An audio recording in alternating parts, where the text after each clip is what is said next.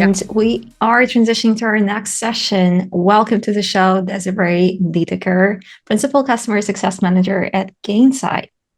How are you doing, Desiree? I'm doing very well. Thanks for the intro. I was going to do a little intro on my slide, but this is perfect. Yeah, we are super excited to host you here. And there is one traditional question I'm asking every session here, since this year was intense in experimentation, deployments, agentifying everything that could be agentified in GTM. So curious to hear more about Gainsight Agentic platform and some early results, ROI, case studies, anything tangible that you can share. Sure. So I actually have, we had our annual executive summit a few weeks ago. We call it CXO, where we gather, chief customer officers from a bunch of different companies. And this is less like at Gainsight, we're still building, some of these agents, but there are people who are really doing a lot with agents already. And I had a customer share an example, which I thought was really amazing. He basically was telling me how his organization built like an internal AI solution and it's supporting their entire customer lifecycle. So think from onboarding all the way through renewal and expansion. And they're thinking about it in terms of like an agentic co-pilot model. So the agents are acting as both co-pilots for CSMs and their TAM organization. They're doing things like surfacing next best actions, renewal risks, expansion opportunities, all of that stuff based on real-time customer data. And what that approach has done for them is delivering over 15 consecutive quarters above 120% NRR. So not many companies can brag about having 120% NRR these days. So that is how agents have been, helping them support. It's been reducing support costs.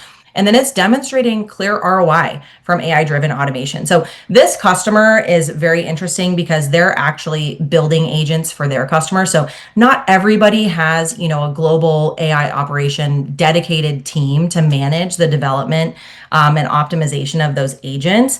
But what my key takeaway from this is that they started somewhere and they've been able to build this model and fairly quickly. So that's kind of my key takeaway there, and I think a huge shining example of how agents can help support that customer journey.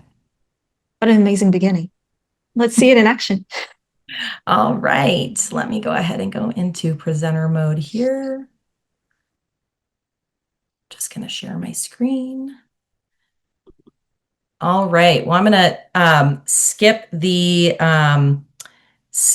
intro here since you already did a beautiful job introducing me, but just high level, principal CSM at Gainsight. And what I want to talk about today is how AI and agents are really transforming customer success and not really with the tune of like replacing humans, right? But by amplifying what we can do. So I'm going to share how I use agentic tools like an insight agent and an expansion agent in my day to day, and then end with some takeaways that you can apply to your day to day. So with that, I'm going to cover kind of why agents are becoming more and more essential for customer success today, how humans and agents can really work together inside of what we call like a multi-agent framework, and then share some kind of lessons learned and including how AI became kind of a forcing function in my own workflow. So we all know the software industry has changed. Products are built, they're bought, and they're supported completely differently now. Agentic competitors are emerging fast. I mean, I think we all see the ads on TV with Michael McConaughey with like Agent Force and all of that. And, we really need to be rethinking how we are engaging and retaining our customers and how agents can help support that motion. So think about how we used to build, right? Everything was manual. It was very high effort. Now anyone can be a coder. Like look at this example here of this guy who built a math game for his kids, right? And they're using tools like Cursor, which is a company that went from 1 million in ARR to 100 million in ARR in 12 months. Like that is faster than any company ever. They didn't hire a massive headcount. They didn't have a massive marketing budget, but that shift has started to raise the bar for customer expectations for our customers too. If we can't deliver faster outcomes, customers are going to start thinking about building solutions themselves and that is what makes retention super existential. So if we think about it in terms of a moat, right? The old moat is gone. It used to take years and millions of dollars to build a SaaS company, but today, a few people with the right agentic tools can launch, scale, and compete even with your companies faster than ever. So agent-led startups, they're flooding the market. Buyers are rethinking everything. Build versus buy has always been sort of this like scary thing in the background, but it's a real conversation happening at most companies right now. So what maybe was your moat last year, that may already be obsolete. Retention is no longer just a CS challenge. It's more of like a survival strategy. And so how do we move forward in this new market? Every customer matters more than ever. That's the answer, right? Retention is now existential. We all know budgets are tight, switching costs is lower, expectations are higher than ever. So as Sam Altman said, we are in the fast fashion era of SaaS. And as a CSM, I see this every day. You have to be able to prove the quantifiable value of your tool and not just to your biggest customers anymore. So that leads me into thinking about, how we used to do CS, right? It used to be very high touch at the top, this 80-20 model, focusing on strategic accounts, and then assuming that the long tail would kind of take care of itself. That approach worked in a high growth years, but it's not working anymore. So budgets are flat, expectations are higher, and teams are leaner. So agents are how we can gain leverage, especially as you're thinking about how you scale and you move into that down market segment, because that 80-20 model of support, it's just not going to work as we're thinking about growing and growing our own businesses.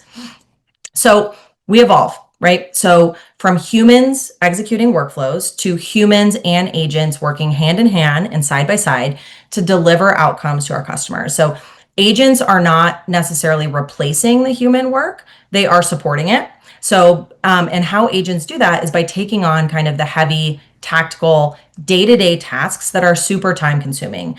They're sucking up your energy. It's all the stuff that you don't want to do on the day-to-day or that you physically cannot do with a large book of business. So agents are freeing CSMs to focus on the more strategic and human parts of the job, the things that only humans can do.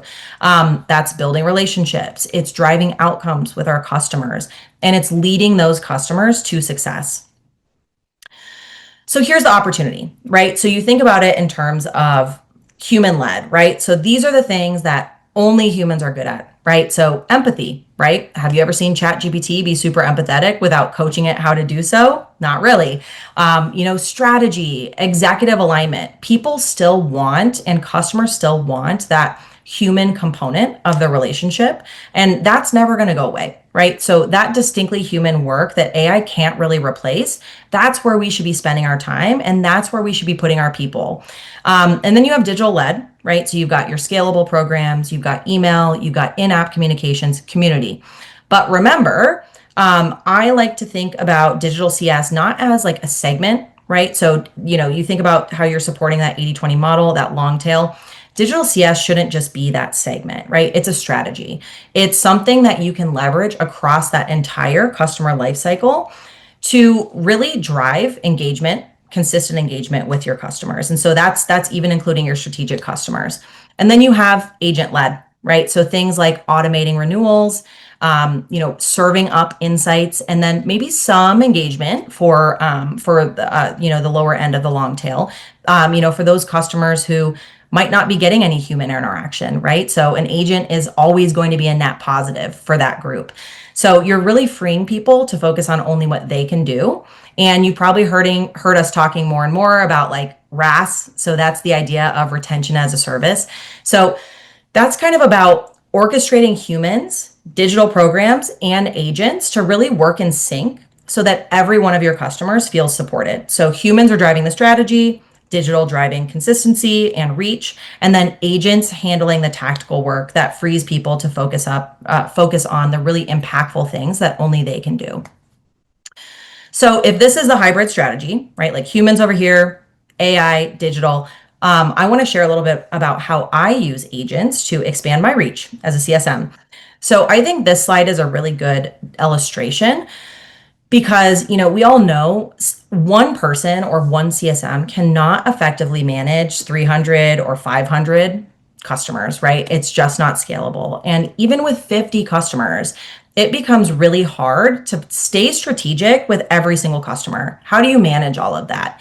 And that's where agents come in. So I am still managing my strategic accounts directly, but I'm supported by a layer of multiple agents that are helping me to kind of automate and augment the work that used to be fully manual. So I'm saving a ton of time, and I'm able to spend more time on, the strategic activities like an EBR or a conversation or in-person meetings that are actually driving value for my customers. And just to give you a couple examples, we have our Insight agent, which really helps me surface like customer risk, analyze customer sentiment. And then we have an expansion analyst, which is helping me identify growth opportunities within my accounts. And then beyond these, I am also using AI tools and like the standard LLMs, like ChatGPT is my preferred, but I know some of my colleagues are using Claude, they're using Notebook LM for drafting and analysis. And then I use even another tool, an AI tool called Gamma for creating decks for my customers. And all of those things feed into and support my day-to-day as a CSM. And together, they are helping me scale, they're helping me personalize, and they're helping me focus on strategy. And then that last part here, we have renewal agents, which are fully autonomous. So those are managing low touch renewals for long tail customers who, as I mentioned, they might only be receiving digital interaction. And so I think of these agents as more of like an extension of the CSM team. So they're able to cover areas that we just don't have the human bandwidth to reach.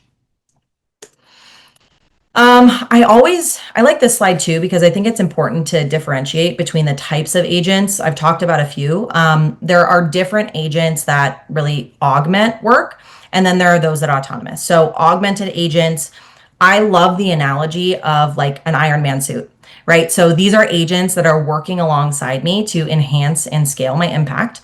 Staircase, one of our products, is an example of an agent that augments my workflows.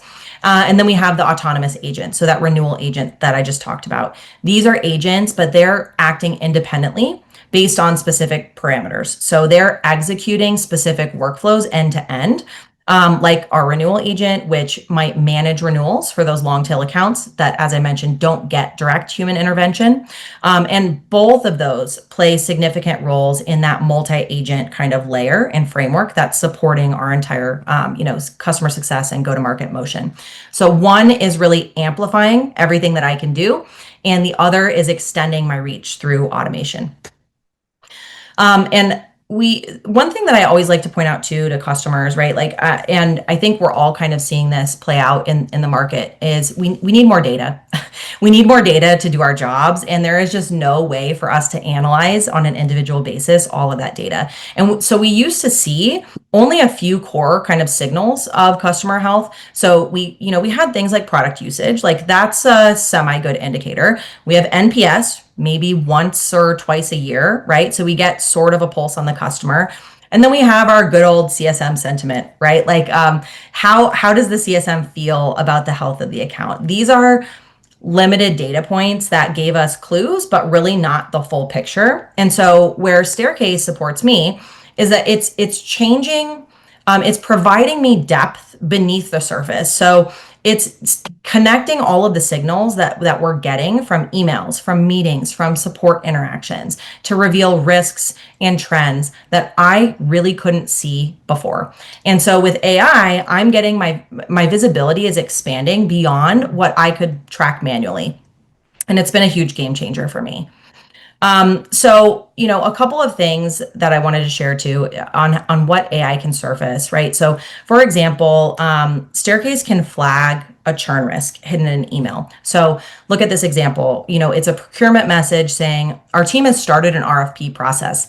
Even though the note sounds super positive, it's signaling that they're evaluating competitors. So if I'm just going through in my day-to-day and just like scanning emails, I could miss this. And this is huge. It can also detect expansion signals. So in support tickets. So let's say, I don't know about you, but as a CSM, I am not spending my day to day living in Zendesk. I just don't have the capacity to do that. So I want AI to do that for me. And so it's grabbed an expansion signal here in a support ticket. We'd like to add more licenses. It's highlighting an upsell opportunity that I probably would never have seen unless the support agent pinged me on Slack. And then the other thing that it also does is eliminating bias from those interactions that we're having with our customers on the day to day. So we've all had calls that we thought went really, really great, only to kind of realize later that frustration was brewing. Staircase will analyze the words and the sentiment across those emails, across tickets, across calls, and it will pull out things like we've had an ongoing issue with our data sync, which may indicate, some rising dissatisfaction. And then comparing these signals to broader trends across accounts, AI can help us get ahead of those potential risks and, potentially pull out opportunities sooner and really create a complete and objective customer picture. So now I am going to jump into a slide-led demo, emphasis on slide-led. I have learned the hard way that live demos are like my toddler, always acting up when you least expect it. So instead of tempting fate, I'm going to walk you through a few screenshots that will show you kind of the same flow and not risk showing any sensitive customer data or anything like that. So this first view is my Staircase account overview. This is my go-to for call prep. So I can get a really quick glimpse into the overall customer journey. I can see that this account is trending really positively. The summary view shows me kind of high-level engagement metrics, and sentiment scores at a glance. And if I want to dig deeper, I can expand that customer journey section to see every engagement that's happened over this time period. It gives me a really fast read on the account in just a few minutes before any meeting. So this is what I do before any call to prep. And so if I dive into that customer sentiment report, I can get a quick view of how my customer sentiment is trending over time. So I can see if things are improving, if they're declining. This is huge, especially heading into renewal conversations or even an EBR. It helps me walk into those meetings really understanding the pulse of the customer and being, fully prepared. I can also click over to see the stakeholder tab and where I can see the relationship heat map, which gives me a really quick view of how connected we are across an account. So I can see who I know, where I might be single threaded, and who else on my team has relationships with people at that customer. So I know if I only have one strong contact, I know I need to work on building more relationships. Or if I need to strengthen ties, I can lean on a teammate who may already have a good relationship. And I can spot gaps and opportunities before those key moments like renewals or expansions or even an EBR. And my expansion analyst in Staircase helps me spot expansion opportunities I might have missed before. So that kind of thing used to be totally manual. I'd be pinging teammates on Slack. I'd be trying to figure out if a customer was ready to expand by digging through old notes, through emails. Now AI just does that for me. It's constantly scanning all of those different customer communications and picking up on patterns that I'd never be able to track myself. It's pulling all of that together so I can see where a customer might be ready to grow, and it's serving that to me. I love this example here because what it's showing is Staircase has identified that a customer's Gainsight admin is exiting, which might be a great opportunity for services, right? Maybe we can sell them some services. This might have been a conversation I wasn't part of or maybe even invited to, but now I can see all of the opportunity details, what the ask is. It's also summarized, right? Like how we can help and what's already been discussed. And it even recommends an action plan based on similar opportunities we've seen before. So it's pulling in data that it's learned from what worked in past situations to suggest next best steps for me. And we just looked at a few examples of augmented agents. So these are the ones that help me do my job better and faster. So I'm going to shift gears a little bit and talk about autonomous agents, which take it a little bit further. So these are agents, as I mentioned before, they actually take action on their own without me having to jump in. So one example is our renewal agent. It is fully autonomous. It's handling renewals for unmanaged accounts. So those are accounts without a dedicated CSM. And at a high level, it's enrolling the right customers into that renewal motion. So it's taking all of that customer data and it's making a judgment on who should be entering this program. It's going to set up an engagement plan. It can send communications. So whether that's an email or maybe generate a phone call, or maybe it sends an email first and the customer doesn't respond. So then it follows up with a call, and it's doing this autonomously. And then it might even generate quotes or escalate to a human if needed. So say we don't get a response on any of those outreaches. And then once the renewal wraps up, it's going to record the outcome. It's going to update our systems, and it's going to learn from that process so that it gets smarter and better over time. So this is an area that I think just really leans into how we can help scale, especially for those unmanaged accounts that we just don't have the human bandwidth for, and agents are perfect for that segment. So that's kind of it for me. But I am going to just run through some key takeaways that I've learned on using agents in customer success. I think the first is that data absolutely impacts the quality of your agents. AI is only as strong as the data you feed it. So your foundation has to be solid. You don't want to be serving your customers. What's the term I heard last week? AI slop. So every company I work with, brings data challenges. So if that's you, you're not alone. But as we are moving, I think we've been hearing, right? Like this is where things are going. It's not going away. We have to start to learn how to embrace these tools. And the first step is getting our data to a point where it's usable by the AI. So whether that's cleaning up data or getting it to the right place where you can actually start leveraging these tools, start thinking about that. And then second, use forcing functions to drive change. For me, adopting AI wasn't optional. It was absolutely necessary. I came back from maternity leave last year or 2 years ago now, and inherited a bunch of accounts overnight when another teammate departed the organization. And I needed a way to scale, to learn about these accounts quickly and still do right by my customers. And that's where AI came in. Like it helped me ramp quickly on these accounts and stay on top of everything. So when big changes happen in your org, use those moments, right? Use those to push some transformation, even if they feel uncomfortable. It's important. And the third is that example that I gave earlier of that customer that has had 15 quarters of 120% NRR, right? They started somewhere. So start experimenting. Try one workflow, one play, see what happens, and then iterate. I see a lot of people, even my customers, they'll try something once, or even internally, right? Like CSMs here, we have a culture of experimentation, but I have seen people, try something and say, this didn't work for me, right? So iteration is so important. It takes some finessing to really get it right. When I first started using ChatGPT, for example, my prompts weren't great and I got some of that AI slop, but the more I practiced and refined, the better the results got. So you kind of learn with the AI and how to guide it to get what you need. And now I save so much time on things that used to be super manual. So keep experimenting. The more you use the tools, the more you'll get from them. And then finally, know the ROI, right? Be super clear on what success looks like. Are you trying to save time? Are you protecting your GRR or your NRR? Are you trying to uncover new expansion opportunities? Start with those outcomes and then measure against them. There's a lot of noise out there about the AI bubble, right? So the truth is, if you go in with clear goals and you track those results and you iterate, I cannot, put enough emphasis on that, on iteration, you will start to see the results. Thank you so much for the amazing presentation, Desiree. And we have a lot of questions actually from our community. So let's try to hit a couple. One of them is, how do agents decide when to act versus when to involve the CSM directly?